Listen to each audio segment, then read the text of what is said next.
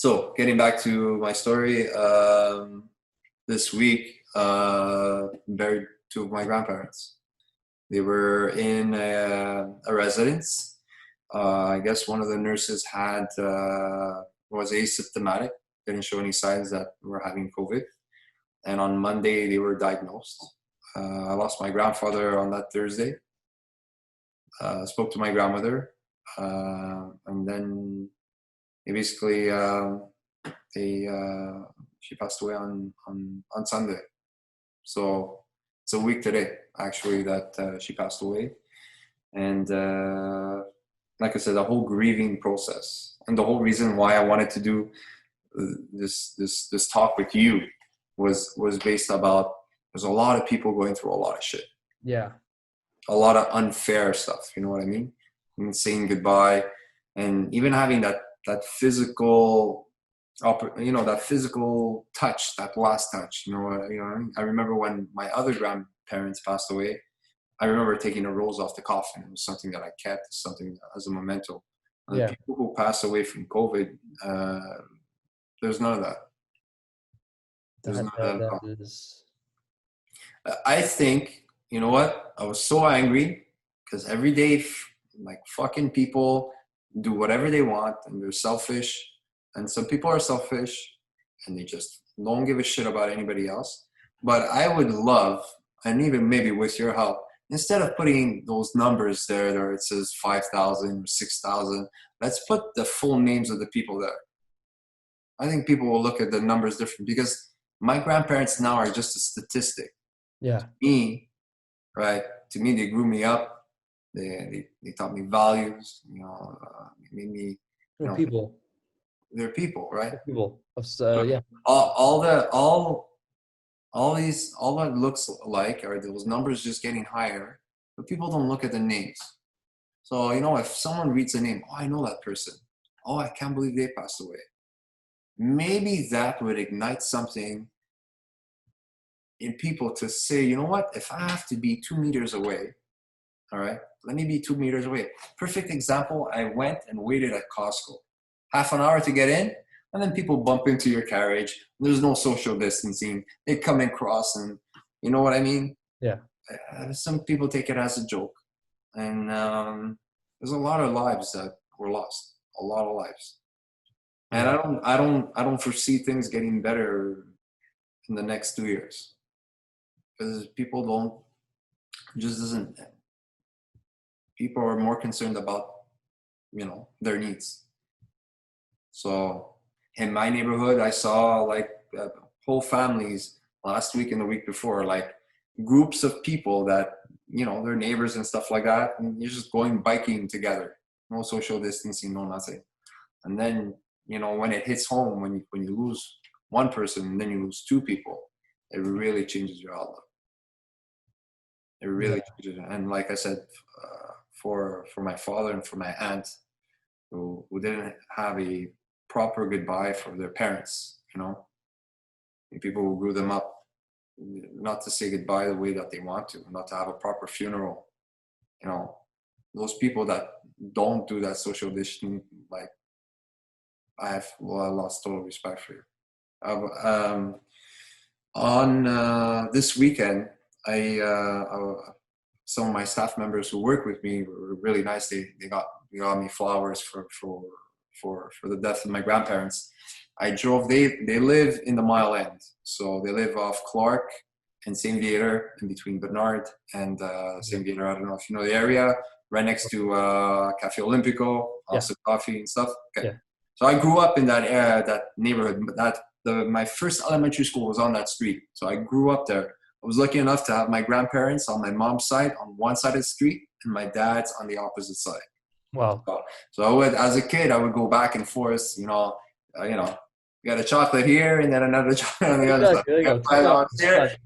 So that was great, and, amazing sleepovers and, homemade wine and all that stuff and all that.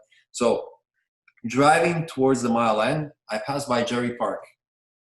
And Jerry Park was full of people playing volleyball, frisbee, kicking a soccer ball around. zero social distancing, zero. And it ate me up inside because I'm burying two of my family members because of this virus, and all the countless other people who live in this province, you know, that are doing the same thing. Yeah. Yeah.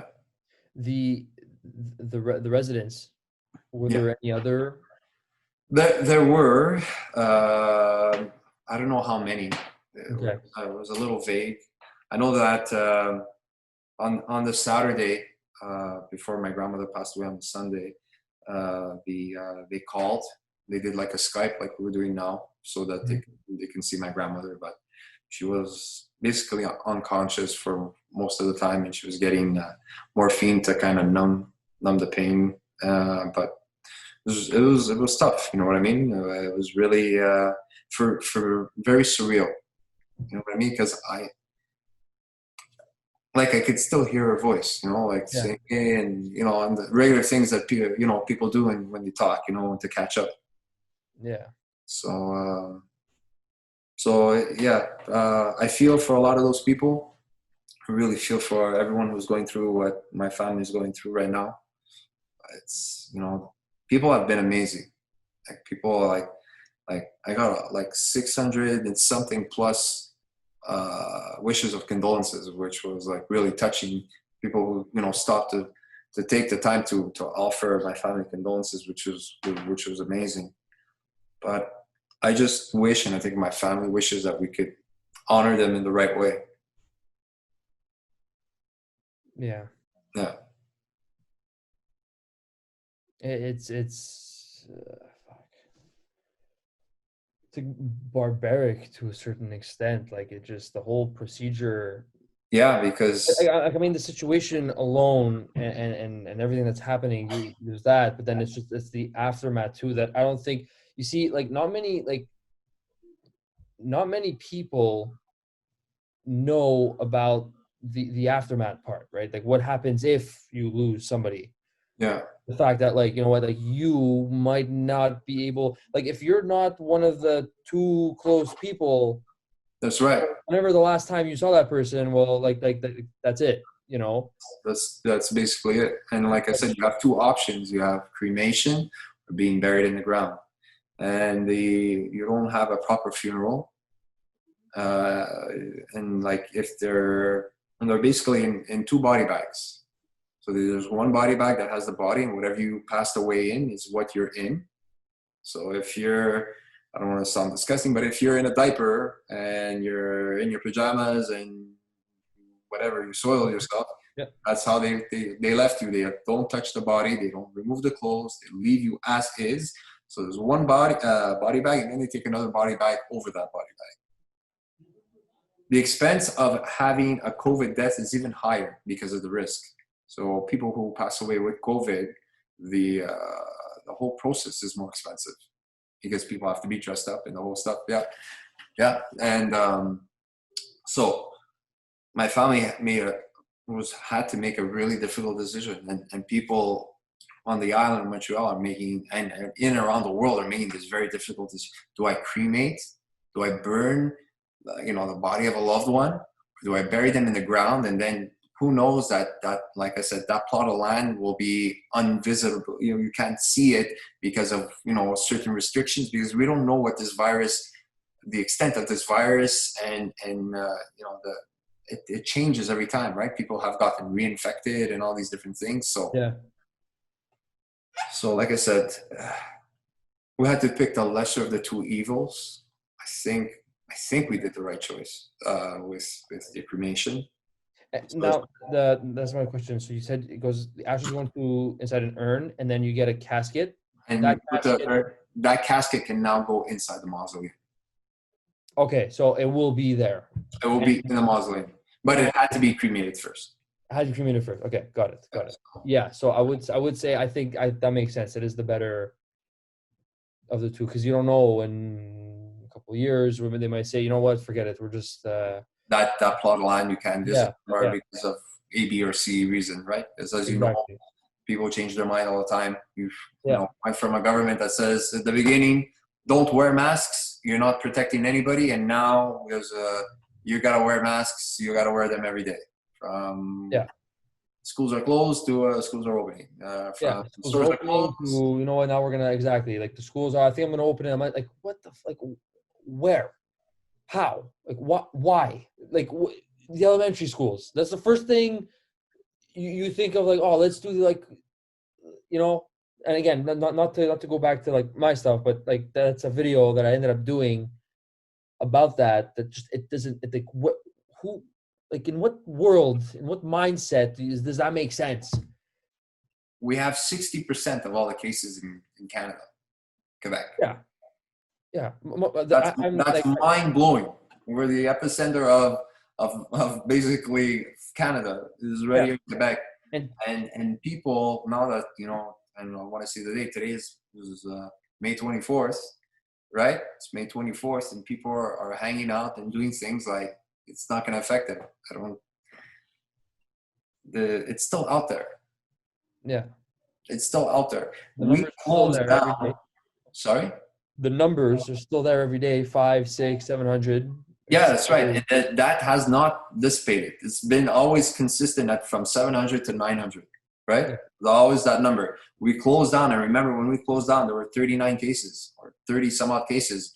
Now we're over 30 something thousand, right? Yeah. How do you figure that things are better? To me, they're substantially worse. Yeah, like for example, my dad's is a welder. He works. Okay. They make ski lifts, and then there was that where they closed down for 2 weeks. Yeah. Right? So they closed down, and he's like, there was 2,000 cases. So he's like, we're closing everything down, and then the 2 weeks were up, and he's like, we're gonna do another 2 weeks. So he was home for another 2 weeks for the full month, and then after that, it was like, okay, you can go back to work. Yeah, but you closed down at 2,000 cases, but now there's 22,000 cases. So where, like, why can I go? Yeah, but there's different measures, and now everything is sterilized. And I mean, I don't like I get it.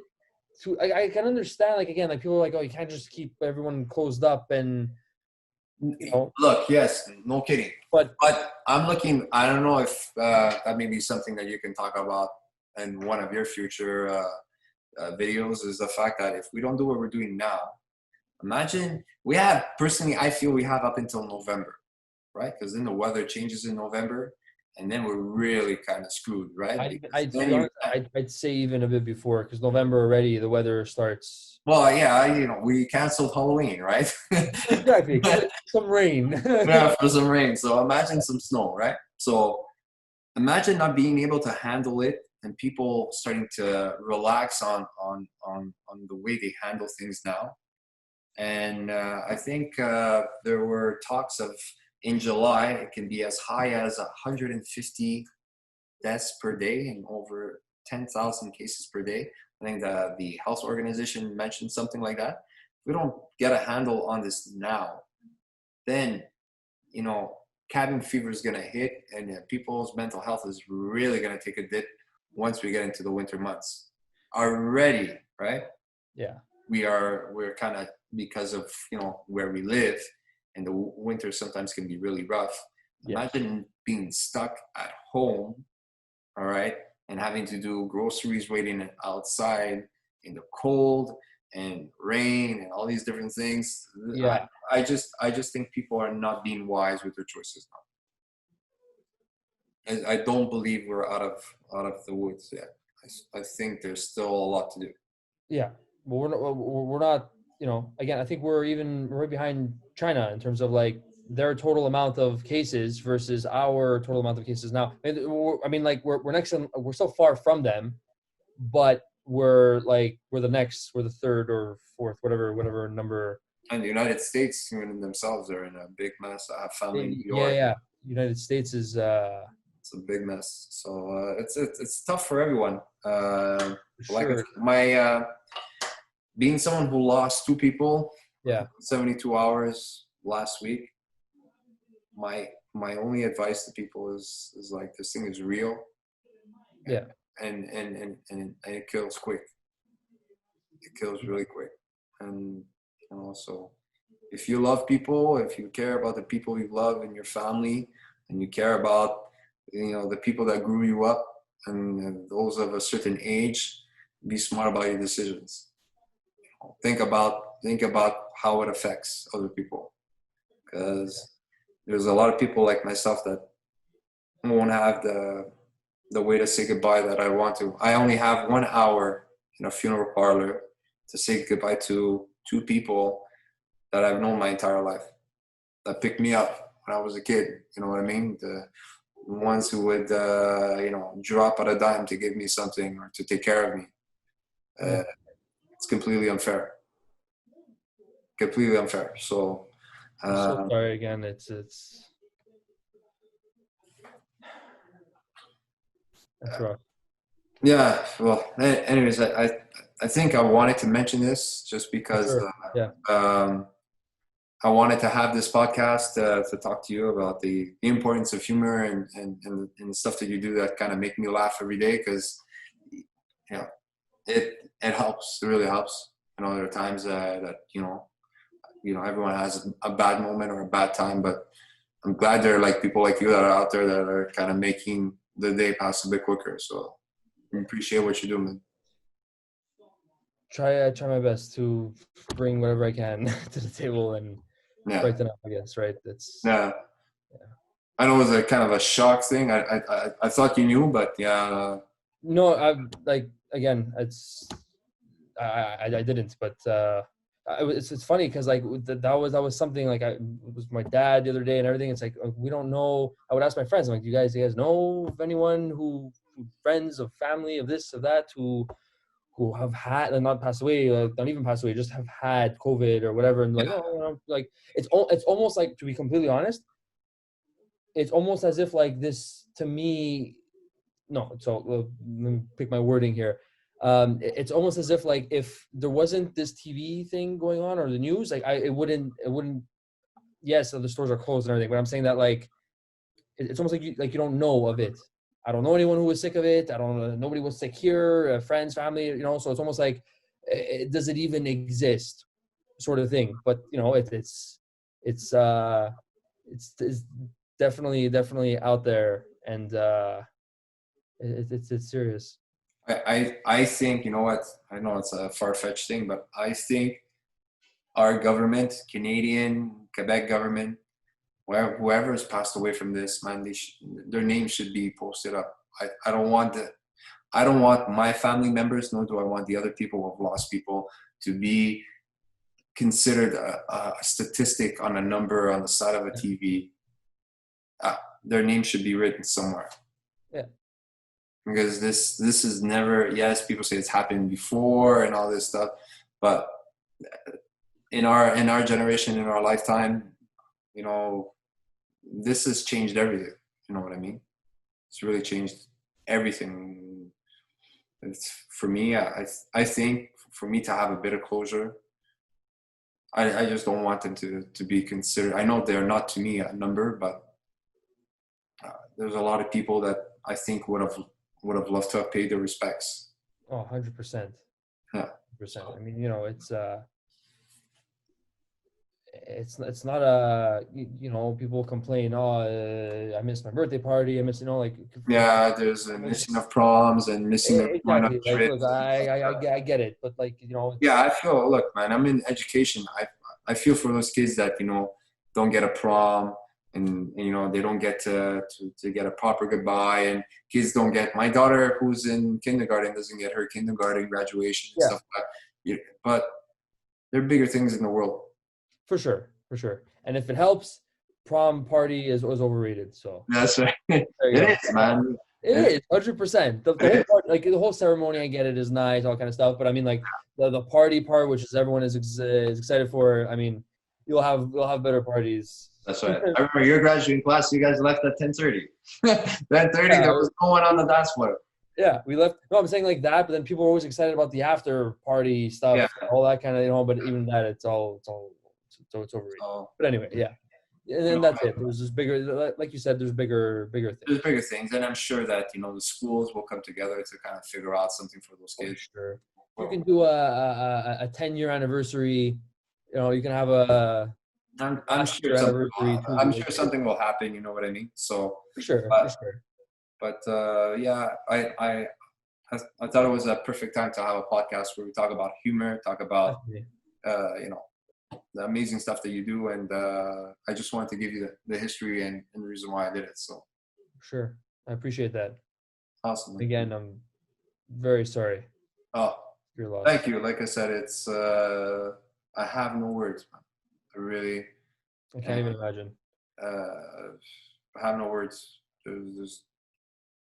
I feel broken. This is the best way to describe it. But broken enough that this has broken me enough to, yes, you know, you'll feel better and stuff like that. But the hurt that's inside, uh, for me, anyways, can be there for a long time. Because you're dealing. That's I don't think that's what people like grasp here is that you're dealing with just the loss alone is something that you have to deal with. But then it's like everything else that just makes it so much. It's amplified, yeah. It's just amplified, That's right. So all right? those people who are driving to those funeral parlors that have that 1 hour with whomever I've lost will drive around and see people in parks and skiing and like on the roads and boyfriends and girlfriends who will sneak out to kind of just hang out with each other and stuff like that. Which like if I was in their shoes, not saying that I wouldn't do it or wouldn't try to attempt to, but I think there's a right time and place for everything. Yeah. So for me, right now, I feel at a loss because I think I think that all those people who died, including my grandparents, they deserve better, a better goodbye. You know what I Very mean? goodbye. 100%. Yeah. Thank you, man. Thank you.